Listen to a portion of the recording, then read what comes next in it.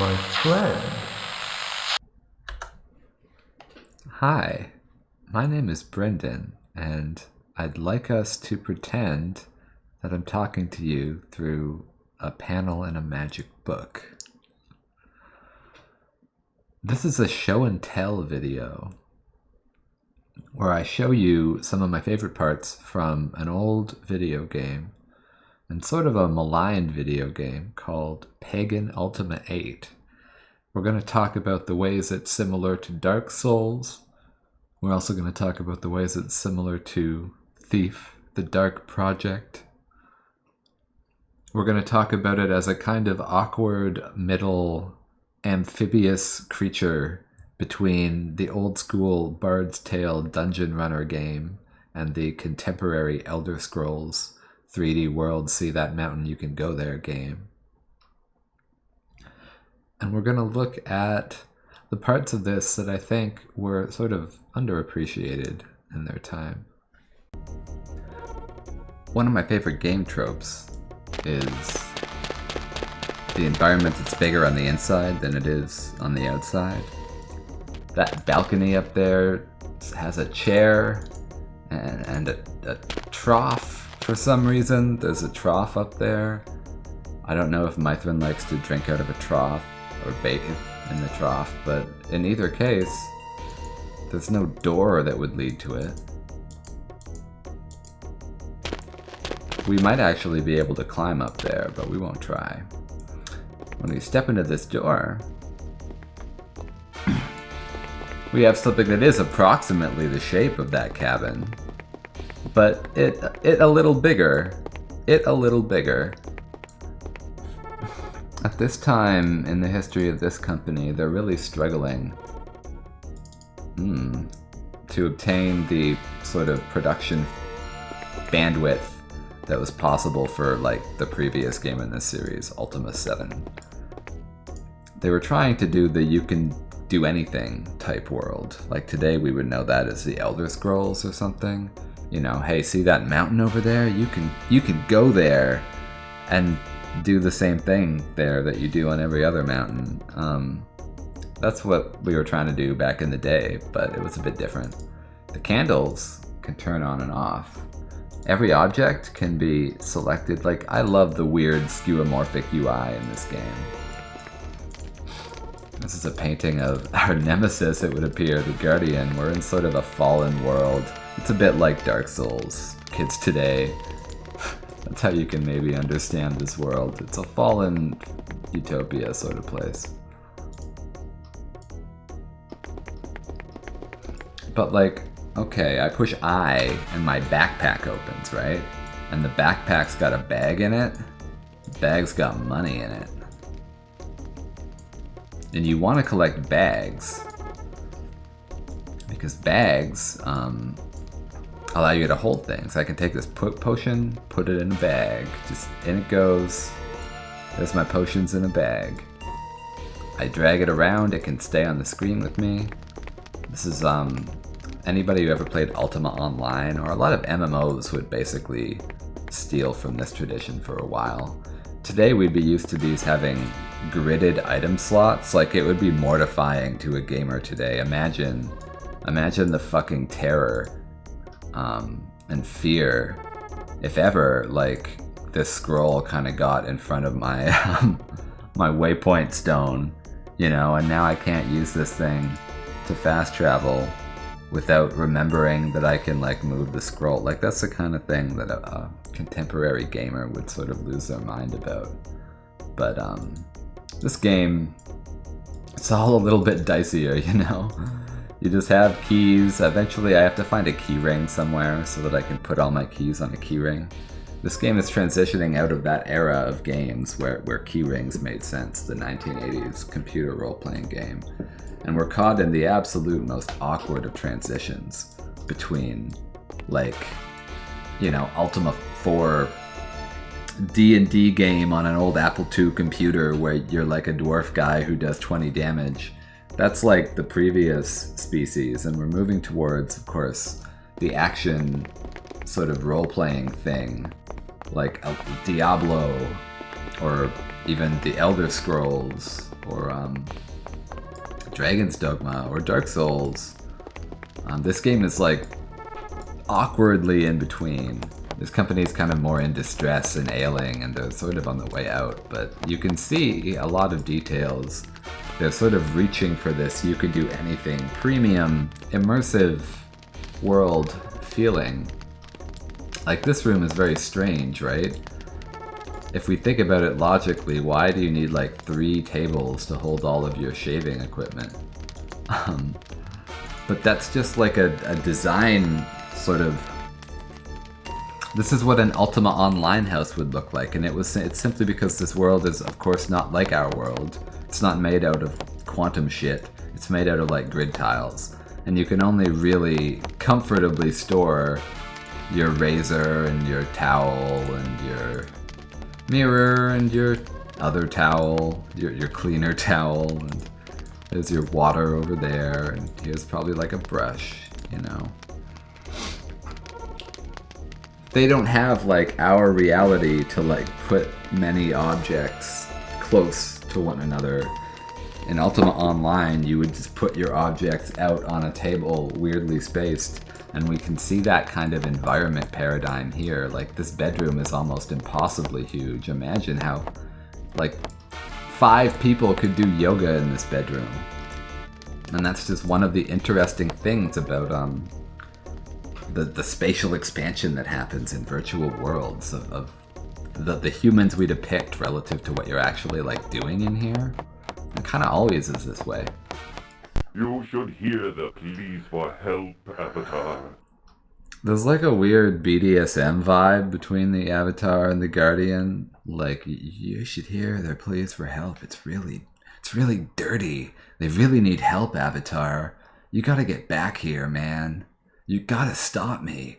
Why won't somebody stop me? Like, there's a lot of interesting and strange stuff happening here in the world of Pagan. It will not let me run off. Well, that's good. So these are considered cave walls. I love to design houses in Ultima Online, and you would do that using pretty much the same paradigms. You'd choose your walls, you'd put them in different configurations. It was great. You make a lot of fun stuff. I like that you appear in the mirror. When you get like within a certain tile range of it, it's a pretty cheap effect, but it makes the world feel more immersive. I like the intentionality of drawing only 2 states for the mirror. I think gamers would often praise a fully reflective mirror as the ostensible goal, right? Realism or simulation or whatever. It's fine to do like cool ray traced reflection stuff. I like that stuff, but there's an intentionality to choosing just 2 frames, mirror with no one in it, mirror with shadow in it, and the shadow looks a bit like my character. There's one detail here in Mithrin's house that we always need to pay close attention to, because it's really strange and just a great bit of game history, and it's this thing. You see how it changes form, and when you click on it, it says like either sphere, or cube, or tetrahedron. Of course, the sphere, the cube, and the tetrahedron were the logo of Electronic Arts, and that was a company that sort of purchased and then subsequently dismantled Origin Systems. A sort of storied small shop game development firm in the 80s. They made all the Ultima games. High profile boss guy, Richard Garriott, goes to space and stuff like that. Seems like a nice guy. But they weren't having a great time here at this time in history. And if you click on this thing, you get this funny, I have not the strength nor the wisdom to master such power. And then he says, but one day I shall. And that's like kind of untrue. I don't know that Richard Garriott ever did get the last word against those corporate assholes at EA. But this reflects a sort of hopeful spirit towards that. And of course it's veiled. The Avatar's ostensibly talking about whatever this magical item is, but this thing's useless. Just like EA, it doesn't do anything. It's like, it's only meant to be whipped around, kind of, you know, made fun of, talked shit about. That's what you do with one of these magical sphere, cube, tetrahedron things. we're retracing our steps from Mithrin's house to the city of Tenebrae because foolishly I forgot to activate the waypoint that exists in the castle. So there's no way to get back except to hoof it. And we've arrived at the part of this game that I suppose was divisive back in the old gamer days of its original release. We can call it like Super Avatar Brothers. That's one of the ways to describe it. There's platforming. That's kind of interesting. You gotta double click, like both mouse buttons. Left and right. I do actually right then left. That's what I do. It's really interesting. And, ooh, lurker. Isn't that neat? Check that shit out. That's pretty difficult to do. I'm pretty good at it at this point. That was something that turned people off about this. They were like, why is there platforming in this game? Today, when we have games like Dark Souls, there's jumping, there's running, or Monster Hunter, anything, right? We have 3D games, and that stuff is normal. We didn't have 3D games yet, but we're so close. They were so close to having 3D games. I actually find that the platforming has a bizarre elegance to it. Look at, I can like choose the exact destination of my jump. I can do a short one. I can go pretty far. It's quite awkward. You can see how slow it is turning and walking and wanting to do the entire 180. The avatar is sort of a bumbling character in this game. But there's nothing else like it. And learning to get good at it is, you know... Today we have games like QWOP, or we have games like Dark Souls, where you're kinda not very nimble, having to do the like hold circle, run and release circle jump thing, and fall into a pit and die. We're much more open to that concept being cool today. In the context of this game's release, it was shocking.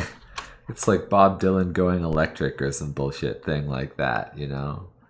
The game is trying to become what its later descendants would achieve. And a lot of the people from before, the people who'd grown up with Ultima, were sort of disgusted or something. But I was a child when I played this, and a lot of this awkward crap was just cool as hell to me.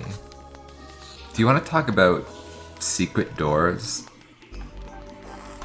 The Ultima series has a proud tradition of secret doors.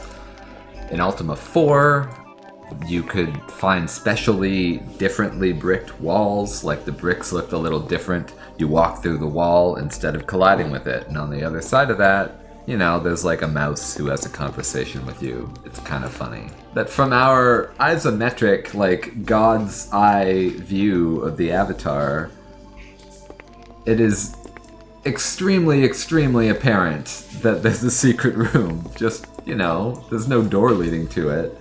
There is, of course, this rather conspicuous switch mounted to the wall. So we can double click that, like we can double click anything. And that's a pretty cool animation, isn't it? Of course, it's just a tween. But damn, that works. The funny part about this particular house that we're robbing is that it seems to be like a necromancer's house. And necromancy is frowned upon within the limits of Tenebrae. But everybody's kind of fucking around behind the scenes, you know? So we get to this room and, you know, there's conspicuously another secret door to be opened by this other conspicuous looking switch. I mean, these secret doors are about as hidden as the ones in Ultima 4. They're intended to be found very quickly, and the question becomes, why put this here? The play pattern here in East Tenebrae is that you, the Avatar, are forced to skulk around, debasing yourself, supposedly, by breaking and entering into each of these rich people's houses, finding the key to their shit, putting it on your key ring over here. The key ring you also have to steal. The Avatar's not supposed to steal. He's like a virtues guy. He's all about doing the right thing. And here in the world of Pagan, he's being forced to do the wrong thing. And that's supposed to be, like, interesting to us. This is kind of giving you a pretty strong hint. Like, maybe you should use this scroll of trap detection. And, ooh, this little sparkle. That shows you that you should probably use the scroll of trap destruction, but you probably shouldn't stand too close. Because that can kill you, of course. In the world of Pagan, and specifically in the city of Tenebrae, I'm trying to just get my stats meter to come up, but it doesn't want to right now. Everybody is paranoid here, and they keep all their things in locked chests, and they put traps on the chest. I think that's supposed to be sort of a commentary on our cities and our society. Maybe. The design of this building is kind of fantastical and interesting. This person seems to have an upper balcony that's extremely fucked up. I guess this is where they put their old furniture. There's just a human corpse here. The corpse has a potion that I believe makes you invisible. Pagan Ultima VIII is sort of the story of a... I guess you'd call it like an open world tragedy. Features like invisibility were concepted and designed, but there was never going to be a way to deploy enough labor or to enough force onto this programming problem. The computers were just too narrow in a lot of ways. It was never going to have like 7 different uses for invisibility. Going from this thing has 2 or 3 uses to it's like Zelda Breath of the Wild and there's this whole radically connected thing. That's a cost of like an order of magnitude. And at the time of this game, this company was sort of being screwed by their publisher, Electronic Arts. And so they did not have the resources. They couldn't really pay that cost. And we get this open world tragedy where there are many things like invisibility. It's very cool that the Avatar does that.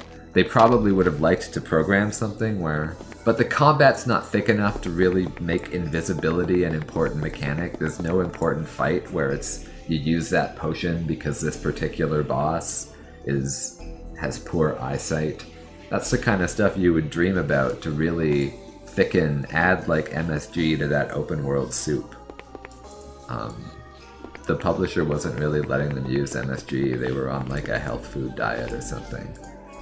An incorrect health food diet, right? Because MSG is just tasty. It's fine. I got a big container of it in the other room. The evil laugh. The Guardian's laughing at us because he's like, "Ha! You've debased yourself, Avatar. You used to be about private property, but now you're just like taking stuff." But I don't know. It's fun to take stuff. I think this game acknowledges that. Everybody acknowledges that. It's one of the strongest parts. This game, in many ways, is like pre-Thief. It's really kind of neat to be taking this kind of voyeuristic presence, you know, within another person's home. I can just eat this cheese, and look what the Avatar's gonna say. Because cheese is delicious. He's not gonna say, "This is unvirtuous. Somebody worked hard for that cheese." Like, who cares, Avatar? Get in through the back door, get the key to their shit, take their shit, and leave. This is the virtue system of Pagan Ultima VIII. It's fun to check under every item. looking for, potentially, the key to their shit. It's the sort of thing where once in the game, it's hidden under something, and that makes you check under everything.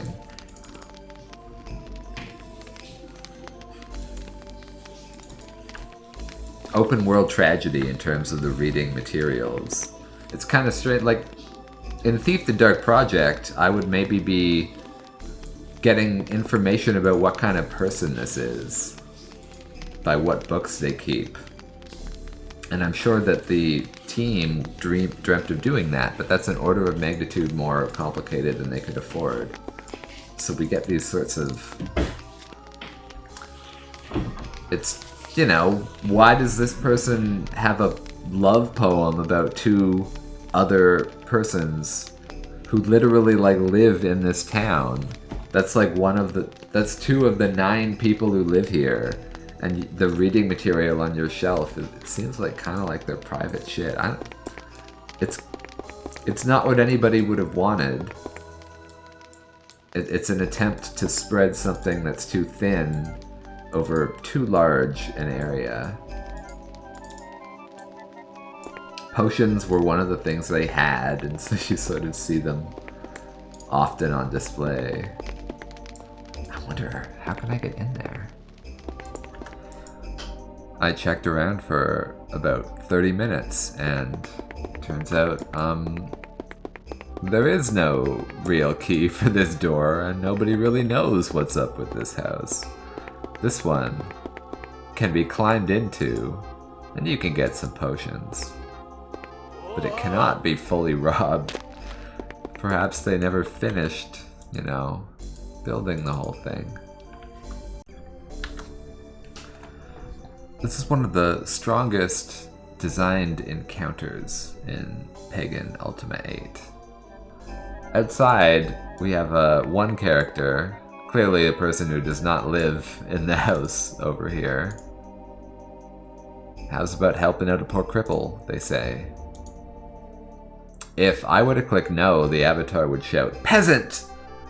in a very sort of impudent way. Instead, don't eat the yellow shrooms with spots of green.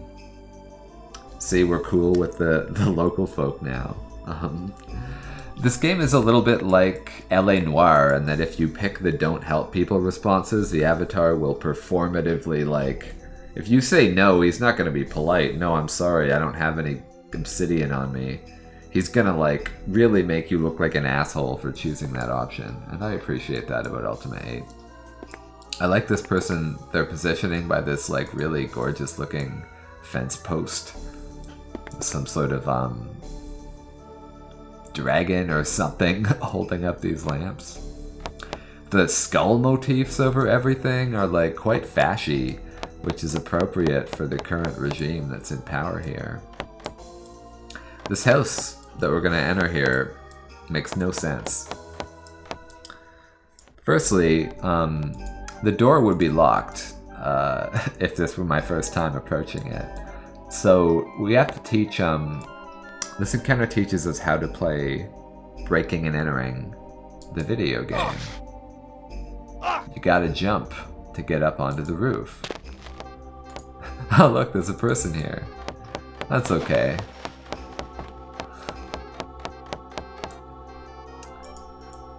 This is that person's play area. And up here, we have these billiard balls, which we can sort of whip around, and we can even throw one into the others. This would probably be fun for the child, it's also fun for us. Does the child have anything to say to us now that we're breaking into their home? That's good, well... I mean, I definitely am breaking into her home. We can walk down these stairs, and we get to this interesting sort of lake house place. This place has apparently been built on wooden piles driven into some kind of stone, or I don't know how they constructed that. It's pretty impressive. Maybe they used magic. But this place this very open concept. There's a boat down there that I'm not sure how we would ever access. And there's no doors to prevent the cold ocean air from sort of streaming in over these balconies to presumably make this whole area extremely unpleasant to inhabit at night. There ought to be a fireplace, probably. Maybe it would go with this bellows. But we don't notice anything like that. It's tempting to emphasize this game's divergence from reality and then play that up to make whatever point you want to make. Like the game, you could be trying to say it's really bad, you could be trying to say it's really weird. But what's interesting to think about for me is like what an amazingly distinct design vernacular they've come up with using this grid-based walls, half walls, floor tiles, windows kind of system. I played a game called Ultima Online, and in Ultima Online I would build houses that were a lot like this. I mean, of course in these virtual worlds there isn't really cold wind, so you don't really need to insulate your house. If you search through the whole house, you'll usually find the key to people's shit. And that's what you're trying to get when you're breaking and entering into a house like this. There was a bag half concealed behind this wall. One of these. And in the bag was a key. And the key opens this door, and then the two doors in those bedrooms. And that was actually a dynamic that persisted into Ultima Online, especially in the old days. You could build player houses, and they had keys in the old days that helped you get into them. And if somebody murdered you, they could take the key and go into your house and take all your things. Exactly what you were doing here in Ultima VIII, oddly enough. This is the Master-at-Arms Darian's house, and it's very important to rob Darian's house because there's some pretty good shit in here, as it turns out. The first thing you do is always go downstairs, because that's where people keep their best shit. In this little desk here we can find 4 obsidian coins. That's not bad. But here we can see a whole bunch of room that we presume is accessed by one of these secret wall switches that everybody seems to use. So of course we can just go upstairs and flip that. This chest is locked. This chest is also trapped. We'll just go ahead and not get ourselves killed. But we still have to unlock it.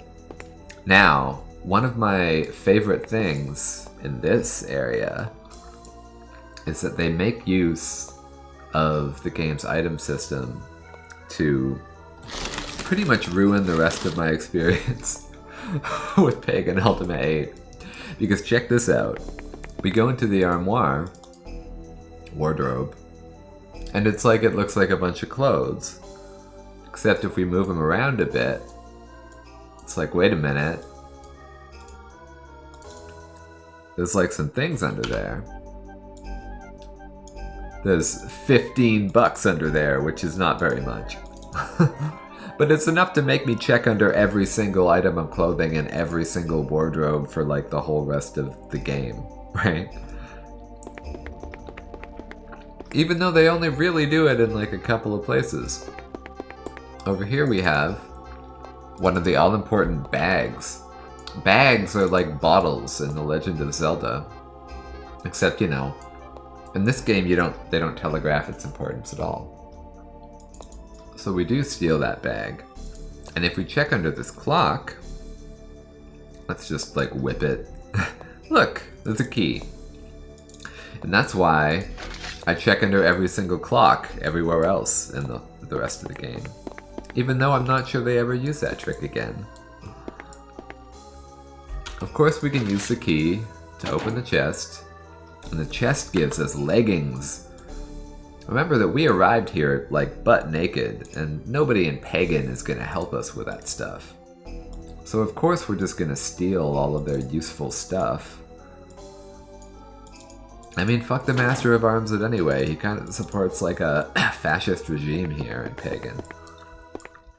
Now we're outside of Salkins House, who we're definitely gonna rob because Salkin is a rich asshole. I really like these gargoyles. You don't really see them anywhere else. Soon, I shall be able to call Britannia mine. It seems, Avatar, that you are missed here. Why, I believe I hear Lord British crying out for you now. And Lord British is sort of hopelessly inept.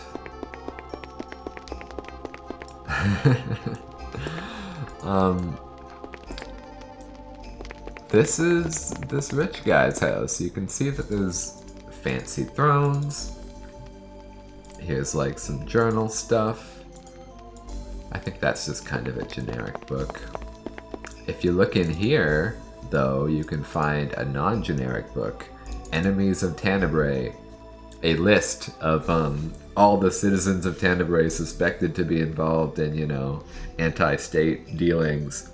And it's a list of like literally every character in the game, basically, of course. Because they're kind of fascists. That's like the thing about them. If we were to check under every object in this room, we would eventually find that there's a key under this vase. And if we take this key here to this back area, look at how large this person's house is. Even by the design vernacular of these late Ultima games, where everybody's house is strangely enormous, so that you can, you know, see and touch everything. Look at this place. This place has a pantry back here. Always say when you steal a rich guy's cheese. Am I right?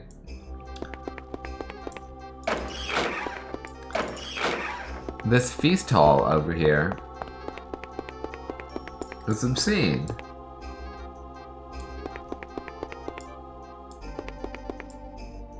Are there even this many characters in the entire game? That this table seats 8? But Salkin doesn't have any friends, it's just ostentatious. There's gargoyle things on all the walls. Look at this water feature out front. I love water features. I loved making them in Ultima Online. My houses had entirely too much of that stuff and were frankly pretty ridiculous and over the top with it. Daytide. Salkin's at work. If we were to check under this towel after searching the rest of the room, whip, we'd find another key, and we'll actually need both keys. It's pretty satisfying to kind of play Thief the Dark Project and search through all of these heaps of items. One of the problems, though, is because of the inconsistency of implementation, some houses, you just can't unlock the doors. The way Ultima VIII lets us know that we can search under everything and find interesting stuff in this house is that there is a plaque, and the plaque reads, "Do not enter," which means, please enter. This door is locked, but we found one key. You can see there's a fancy steel barricade.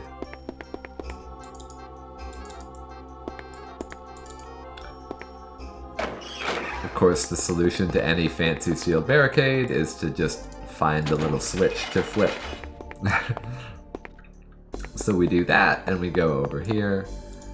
This locked chest we can unlock with the other key. It also happens to be trapped. So if we use one of our trap destruction scrolls, which you can find in all the houses around town, this is like combining all of the looting skills, the breaking and entering skills that the Avatar has been forced to debase himself by acquiring. Look what we find in here. Here's a bag. This bag just has like 100 obsidian in it. Presumably he was going to use this to, like, you know, bribe somebody. That's the kind of person Salkind is. So we can just like grab the 300 obsidian and make ourselves very rich. I don't even know if we need the money for anything. I think we have to buy like various items later, you know. If you're doing a speed run, this is probably where you'd go to quickly get lots of money. Scroll of Healing could be useful. Let's take the Scroll of Restoration, how about? The other stuff, maybe we need one Scroll of Invisibility, I don't know.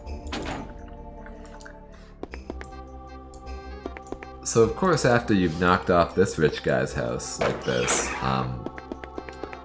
you're pretty much set. You can keep stealing for fun, and I certainly intend to. But that's going to give you the basis for getting the crap that you're going to need in this game. It's another sort of tragedy of the open world thing. They probably intended for money to be a much more sophisticated thing, with a lot more merchants dealing a lot more kinds of items. But instead we at least get this interesting experience of like hidden object gaming through this asshole's large mansion, feeling the kind of difference in space between his house and, let's say, Aramina's house here, which is locked because we can't meet her here until like Bloodwatch later in the evening. So here's like a novel thing, at least in the lineage of the Ultima games, right? The bad thing happening that you can't really stop. Guard cop person here is interrogating this peasant, as the game labels them. It's kind of, you know, it's kind of crappy. Away, they don't want to talk to me. I can't talk to either of them. This shit's just kind of happening. If I, you know, save this video game real quick.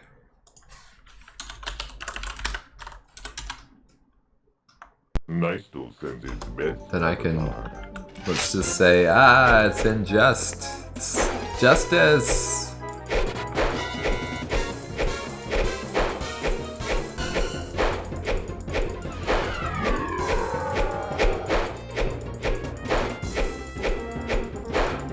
This is what fighting tends to be like. I'm not very well equipped in Ultima 8 yet. But we'll do our best to stop this injustice. Okay, so...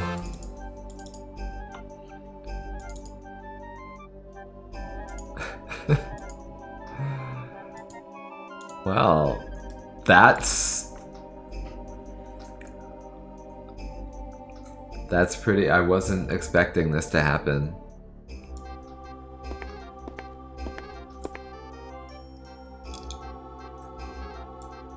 The dead guard appears to be interrogating this peasant still.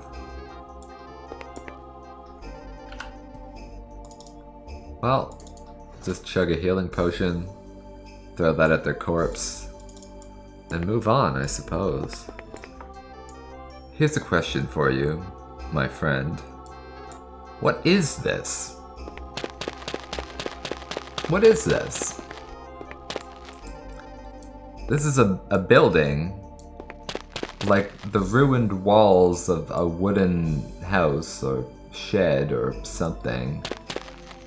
And there's a dead tree. A tree had already grown and died.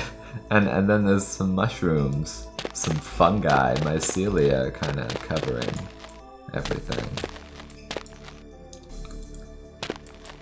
But we know because of the design vernacular this game uses that there's really no... This amount of space is not big enough to use by anyone. Even poor people have like a bedroom that would be like 14 times the area of this. So what they're doing here is trying to depict... This is the bad part of town. This is West Tenebrae. West Tenebrae is where, you know, the police are detaining people. I guess there's this idea about like urban decay. We see like not only have the houses gotten decayed, but they've gotten like smaller because it actually didn't need a large area in order to communicate the idea of decay. But isn't that like a weird and interesting sort of axis on which to analyze like the way we tell stories about this? It's rather conspicuously obvious that the decay is more important than, you know, whatever community might have been there, for example. The idea of the decay is more salacious, I might say. Look at this place. This place up here is like the house on Niebolt Street. There's just a lot of ruin that you can sort of be a spectator to.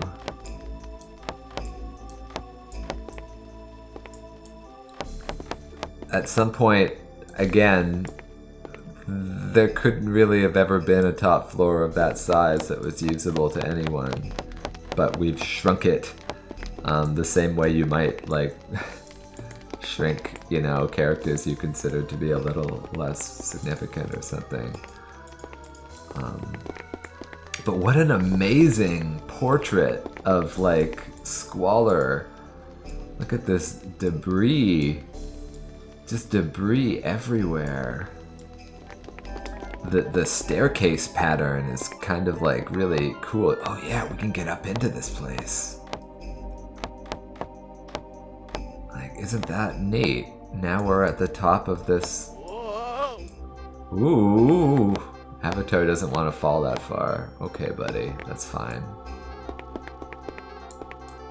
What a strange architectural feature. It's the kind of thing you could build in UO, stacking two staircases on top of one another. Campfire. This person's actually warmer than whoever lives in that lake house. There's a bag back there, but we can't get past this wall. You might think, oh, and you know, on the other side of Tenebrae, the east side of Tenebrae is the rich side. We're in the west side, the poor side. I might have said that incorrectly before. In the other side, you would hit a switch on a wall. Like, maybe that wall would be a great candidate for just, and then you walk through. But I think that is not the case. And the reason is because the designer of this house had a different idea. You know, look at this. Because we're in, like, some kind of ruined part of town, I guess these people don't have the switches or anything. So instead there's just, like, an awkward hole in the floor. And we can, like, oof, just fall in.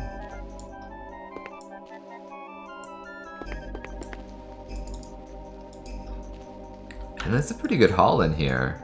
Owing, I guess, to the difficulty of the encounter. It's not clear, like, you know, if that person over there could have found 67 coins just in the other room next to them, I think they would have really valued that, but I guess we're just gonna steal it because, you know, that person's not really capable of coming in here and collecting it. They're an NPC. Well, that zombie. And that's how you rob, well, ghosts?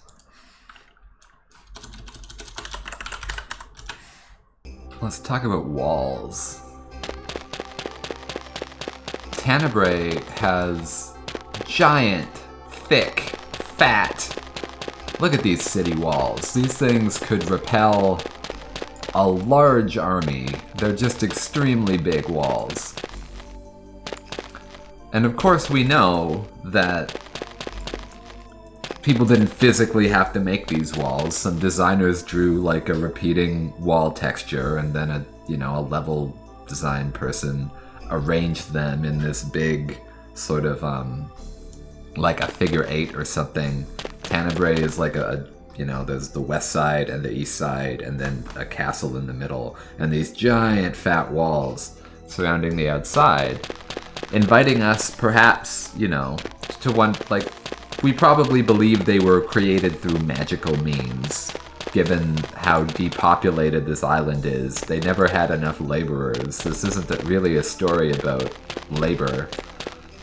They were sort of put here by gods, right? And there are human inheritors to the godlike power, and that's kind of what this game and this world are like. One of the interesting consequences of them doing this very symmetrical west and east shape is the apportionment of space inside the walls is absolutely nothing like, you know, a real medieval town center. Like in real human world, like the planet that we live on, people did sometimes make walls like this, but it had a really practical defensive purpose, and then you wouldn't want to build, you know, you wouldn't waste bricks building a wall and then leaving this huge grass lawn over here with nothing in it and no one using it. Like, that would be a waste of human labor and a waste of bricks and a waste of, like, the king's gold coins and all of this shit. Like, medieval town centers are filled to bursting. The space inside of them is, like, 100% spoken for because the walls are valuable, and making them longer costs a lot. When you're making a video game, it doesn't cost a lot. And that leaves the designers of this game to sort of invent a space layout for the city of Tenebrae that doesn't make any real-world human sense. I mean, we're here in West Tenebrae. This is like the poor part of town. So over here, like the way that the designers use the Ultima VIII design vernacular to express the poor part of town is kind of fascinating. There's parts of it, like this. This appears to be a gladiatorial arena. You can see that there's a dying sort of... A thorax is essentially like a cow. So one way they say this is the poor part of town is like, oh, I guess people show up to spectate blood sport. That's the kind of thing that would happen in the poor part of town. Is that true in reality? No, not at all. Blood sport happens in the built town center, right?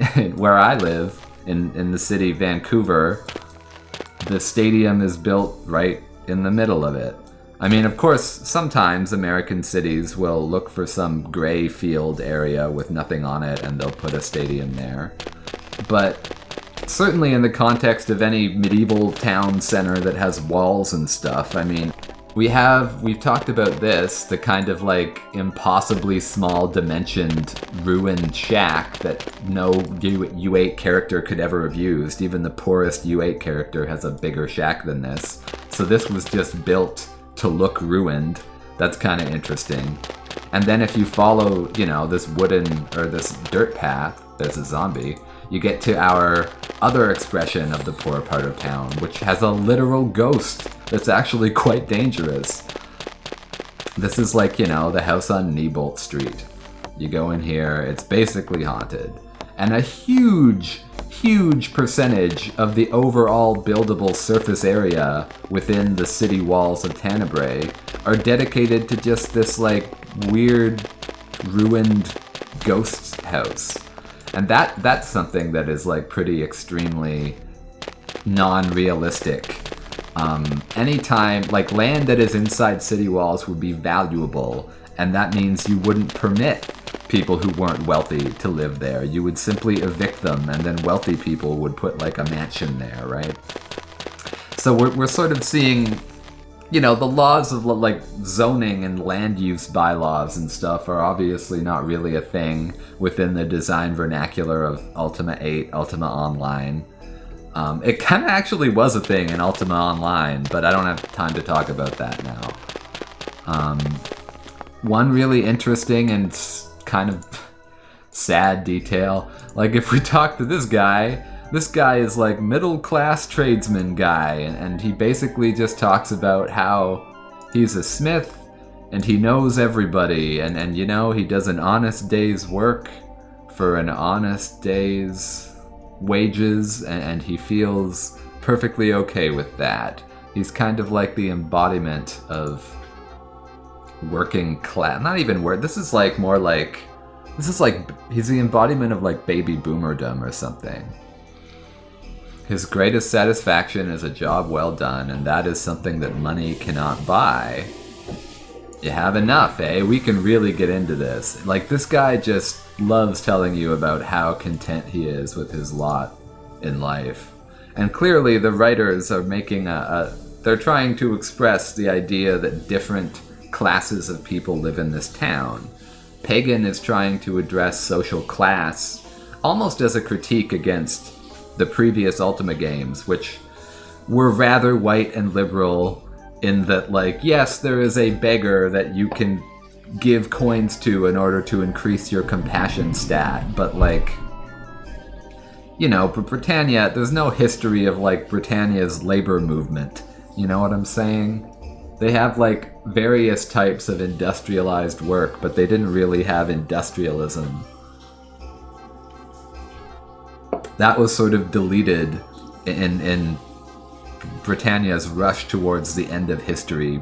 You know, it's always in some... It was in some idyllic state that got ruined by some new thing, like the Shadow Lords, or a cult like the Guardian's weird death cult from Ultima 7.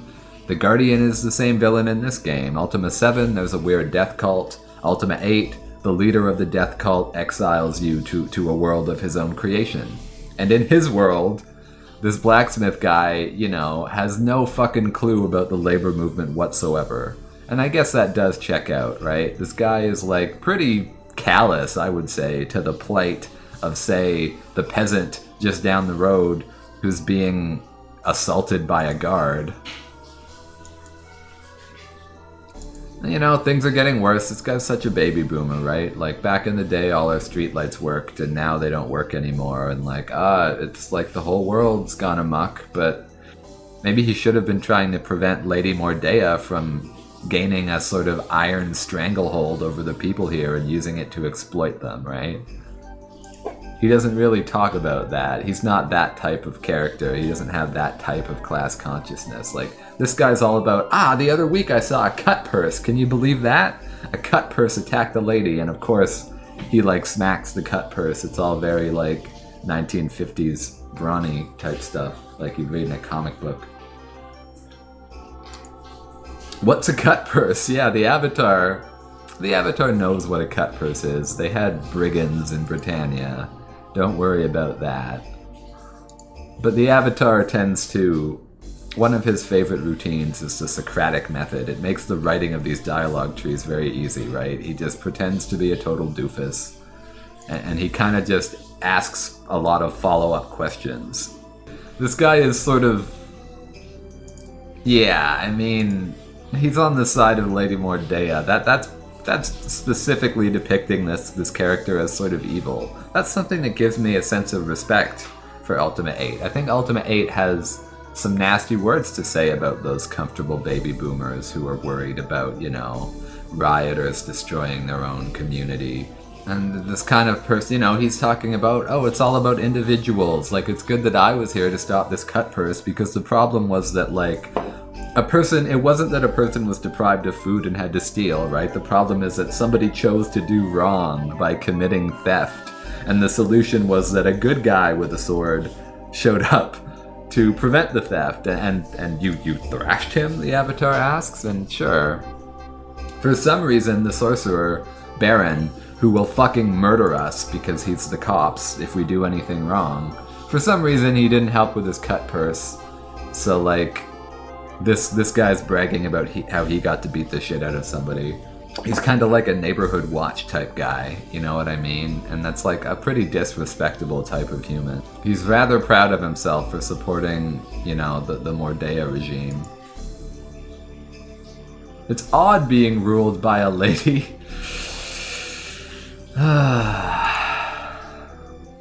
Lady Mordea, I think, is like a very Margaret Thatcher-like presence.